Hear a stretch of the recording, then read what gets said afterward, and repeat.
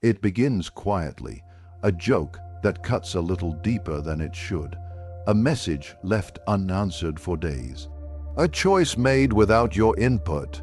You notice it first in your body, a heavy, sinking sensation in your stomach, but you push it down.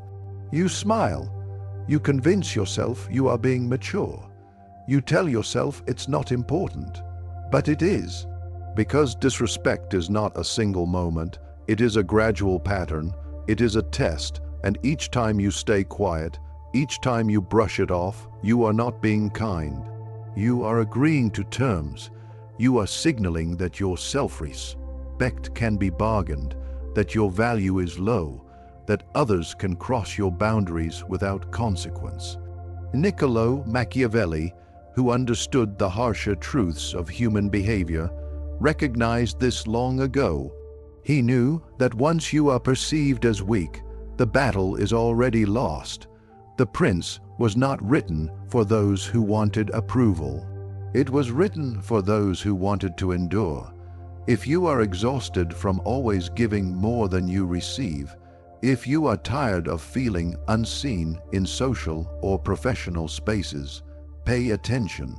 We are about to strip away a part of your behavior.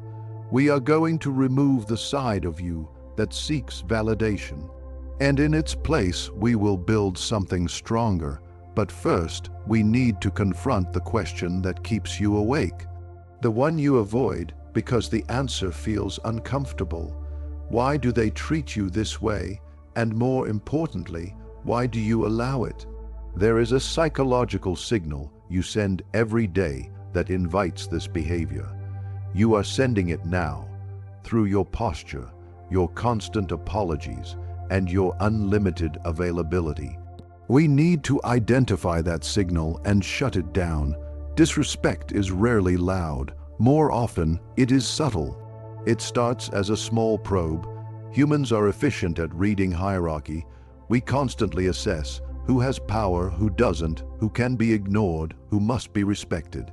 When someone meets you, a colleague, a partner, an old acquaintance, they test your limits. They lean slightly past them. A minor joke at your expense, arriving late without explanation, interrupting you mid-sentence.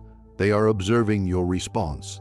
If the boundary holds, if you correct them with a pause, a look, or a clear limit, they retreat. They categorize you as someone to respect. But if the boundary bends, if you laugh awkwardly or say it's fine, you have given access. Machiavelli noted that people are motivated by love or fear. Today, fear does not mean physical danger. It means the fear of losing access. When you accept small acts of disrespect, you condition others. You design your own mistreatment. You teach them that your time has little value, your emotions don't matter, and your limits are optional. Think of the last time you felt diminished, perhaps in a meeting when you were interrupted. What did you do? Did you stop speaking? Did you apologize? Did you wait? In that instant, you communicated submission. You implied their voice mattered more than yours, and you felt it. That feeling is not just discomfort. It is the sense that you abandoned yourself. Disrespect grows in the space between your self-worth and your fear. You fear confrontation. You fear being labeled difficult. You fear rejection.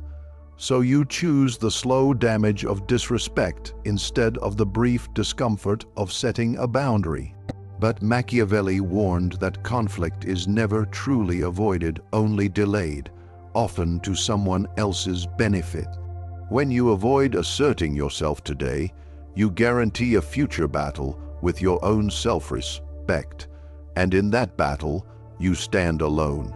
So, what should you do? Common advice falls short. Explain how you feel. Use calm language. No, when someone disrespects you, the issue is power, not emotions. Explaining yourself to someone who lacks respect gives them leverage. you expose your vulnerability. Instead, you do not justify, you do not argue, you withdraw engagement. Picture throwing a ball at a wall. It comes back, you throw it again, interaction continues. Now imagine throwing that ball into emptiness. No sound, no return. You don't throw another one. You hesitate. That uncertainty is the strength of non-reaction. When someone insults you, they expect a predictable response: anger, which shows control over your emotions, or retreat, which shows control over your space. When you give neither, the pattern collapses. You look at them. You maintain eye contact, no smile. No hostility, just presence.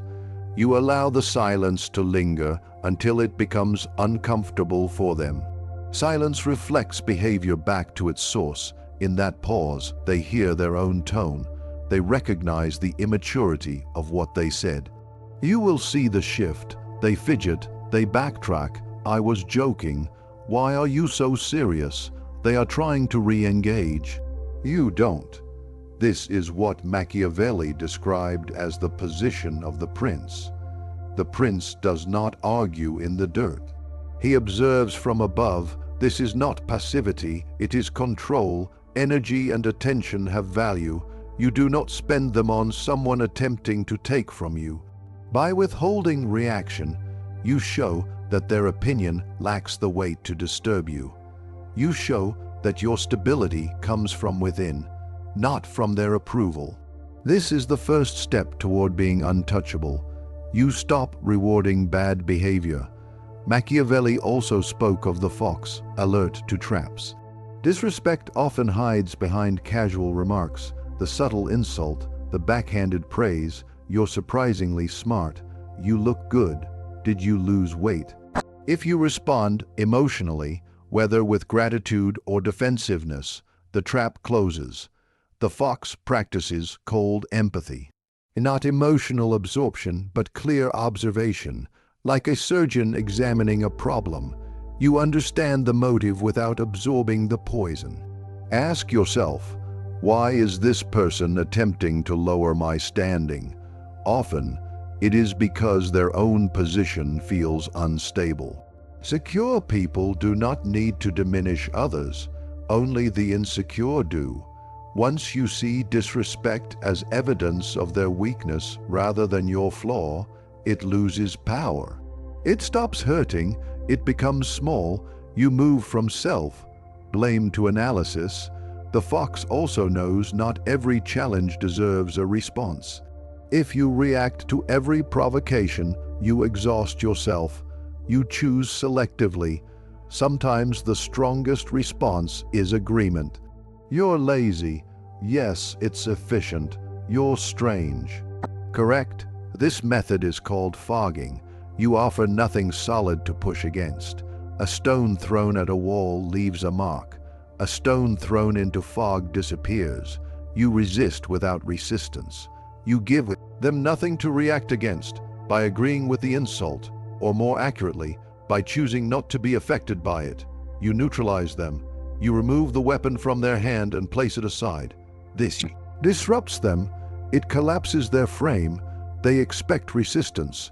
You offer none, and in that absence, you gain control. However, silence is not always sufficient. Sometimes the threat is immediate, and restraint alone will not hold. Machiavelli understood that while the fox relies on cleverness, the lion is required to inspire fear. There are moments when you must reveal your strength, not to strike, but to signal that you are capable. This is where many people fail. They mistake aggression for power. They shout, they issue threats, they create spectacle. That is not power, that is loss of control. Real aggression is disciplined, it is deliberate, it is precise. When boundaries are crossed repeatedly, silence stops being effective. At that point, a consequence is required. But here is the Machiavellian principle. The consequence must be an action, not a warning. You do not say, "If you do that again, I will leave." You leave, You do not say, "Stop interrupting me." You stop talking, maintain eye contact, wait, and then redirect your attention elsewhere. You remove them from the exchange. You withdraw your attention. You withdraw your presence. Machiavelli wrote, "Men should either be treated well or eliminated." In modern terms, elimination means losing access to you.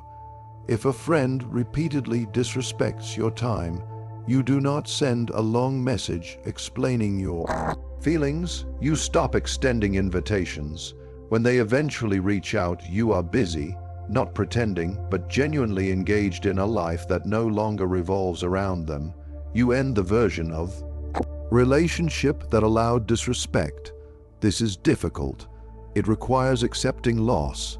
That is why many people remain stuck. They are unwilling to walk away. They cling to minimal connection because they fear emptiness. But understand this, you cannot bargain for respect with someone who uses your self-worth as leverage. Anyone who does that damages you at the core. If you are not prepared to leave, you have no leverage at all. The lion does not threaten. The lion does not negotiate its right to exist. The lion defines its territory, and crossing it carries a cost. That cost is your absence. Scarcity creates value. Diamonds matter because they are limited. Oxygen is everywhere, yet without it for 2 minutes, you would give up everything for a breath. Machiavelli recognized that familiarity leads to contempt. If you are always available, always present, always responding immediately, your value erodes. You become background noise. When disrespected, many people try harder. They seek approval. They attempt to fix the dynamic. The correct response is the opposite, withdrawal. This is not the silent treatment. The silent treatment aims to manipulate. Strategic withdrawal is for self-preservation and recalibration. You reclaim your energy. You stop initiating. You stop sharing personal thoughts. You become calm, polite, professional, but closed. You interact as you would with a stranger. There is a necessary coldness in this. When you remove warmth, it is felt. They realize that your warmth was offered, not owed. The dynamic changes. They reach out. They ask questions. Do not rush back. Let the distance remain. Let them understand that access to you must be earned. This only works if your life does not depend on them. You need a mission, a direction, something that exists independently. If your entire identity or stability is tied to one person, a partner, a boss, a parent, you are exposed. You orbit them. When they push you away, you drift. But when you have your own center of gravity, their behavior does not destabilize you. Build your structure, build your skills, strengthen your body, secure your finances, train your mind. When you know you can function and succeed without them, you gain freedom. And a free person cannot be controlled, because a free person can always leave. Now we move inward. We have addressed external behavior. But the outer world mirrors the inner one. The uncomfortable truth, the Machiavellian truth, is that ongoing disrespect persists because, at some level, you tolerate it. You have an internal baseline, a setting. If you grew up in instability or experienced trauma, your tolerance for poor treatment may be high. It feels normal. When treated well, you doubt it. When treated poorly, you engage and try to repair. That baseline must be reset. You must build what the Stoics called the inner citadel, a mental fortress that allows entry only by choice. This begins with self-talk. If you disregard yourself, break commitments to yourself, neglect your health, delay your responsibilities, or internally criticize your reflection, why would others behave differently? You signal your self-worth constantly through posture, tone, presence. When you enter a room, the question is clear. Are you seeking approval, or are you simply present? To eliminate disrespect, you must eliminate the version of yourself that depends on validation. Stop chasing reassurance. Stop asking for opinions. Stop apologizing for existing. Start honoring commitments to yourself. If you plan to train, you train. If you decide to work, you work. Each fulfilled promise strengthens your internal structure. This builds self-trust, and once you trust yourself, disrespect no longer feels familiar. It feels wrong. It feels invasive, and you reject it immediately without debate, the way your hand recoils from heat. You do not need to announce boundaries. Your presence itself is the boundary. People sense you. Self-respect. It is recognizable. It signals risk. It signals someone who cannot be controlled, and it naturally draws the right people. Those who meet you at your level, not those who try to pull you down. Now consider how this works in practice. Tomorrow, you walk into work or sit down at the table. Someone makes a remark, "Must be nice to leave early," or "I see you finally decided to show up." Previously, you might have laughed awkwardly. You might have explained yourself, "I finished my tasks," or "Traffic was bad." Now you pause, you turn, you meet their eyes, you hold the look for 3 seconds. 1, 2, 3. You say nothing, then you return to what you were doing. You have communicated clearly, "I heard you, and it was not worth engaging," or you use inquiry instead. You choose curiosity. They say, "Must be nice to leave early." You respond calmly, "What do you mean by that?" You require them to explain the comment. You make the indirect message direct. "I just meant you're leaving before 5. Is there an issue with my performance?" Now the pressure shifts. They must either justify the remark or step back. You have taken a hidden jab and exposed it. You have brought it into the open. This is the work. It is uncomfortable. Your pulse may rise. Your hands may feel tense. Act anyway. Courage is not the lack of fear. Courage is action in its presence. Each time you respond this way, you rewire your brain. You teach yourself that self-defense is safe. You train your nervous system to tolerate friction. Over time, fear diminishes. It is replaced by steady confidence. We also need to address what lies beneath. Carl Jung described the shadow, the suppressed side of the personality that includes selfishness, anger, and aggression. Many people are taught to hide it, to be agreeable, to be harmless. But harmlessness is not virtue, it is weakness. Strength with restraint is virtue. To deal with disrespect, you must integrate this shadow. You must be aware of your capacity to cause harm and choose not to use it. You must know that you could respond sharply, damage reputations, or escalate, and decide against it. That awareness is the source of confidence, not innocence, but restraint. When you know you have a blade, you do not need to brandish it. It stays sheathed, but its presence is understood. This is the paradox Machiavelli described. Peace requires readiness. If you lack the ability to be firm, your kindness becomes submission. If you are capable of firmness and choose restraint, that is character. Stop aiming to appear saintly. Aim to be capable and controlled. When someone disrespects you, they are testing whether you are prepared to respond. If they sense avoidance, they will continue.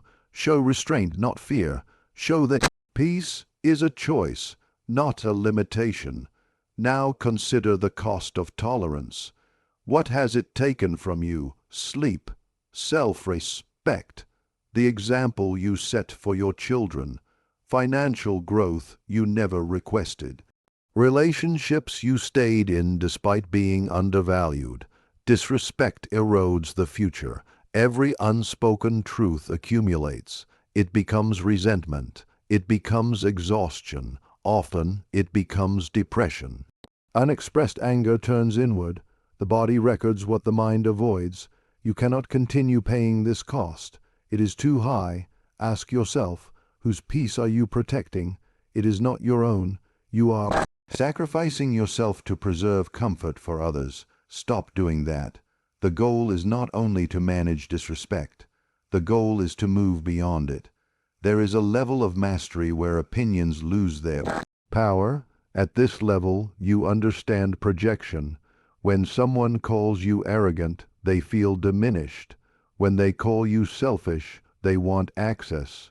You stop personalizing and start observing. You begin to see people as systems shaped by fear, habit, and experience.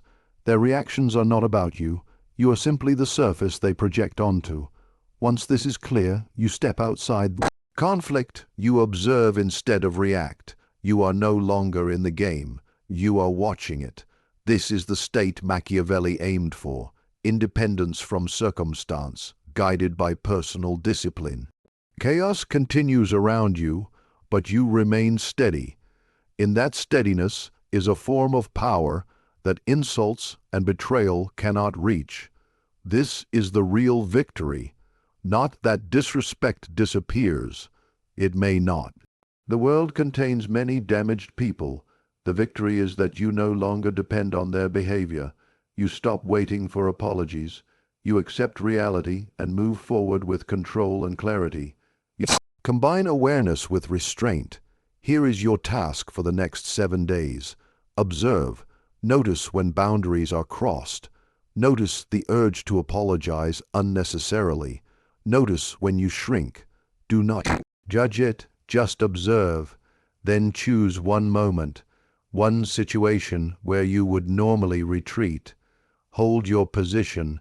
Hold the silence. Maintain eye contact. Maintain the boundary. Watch the reaction.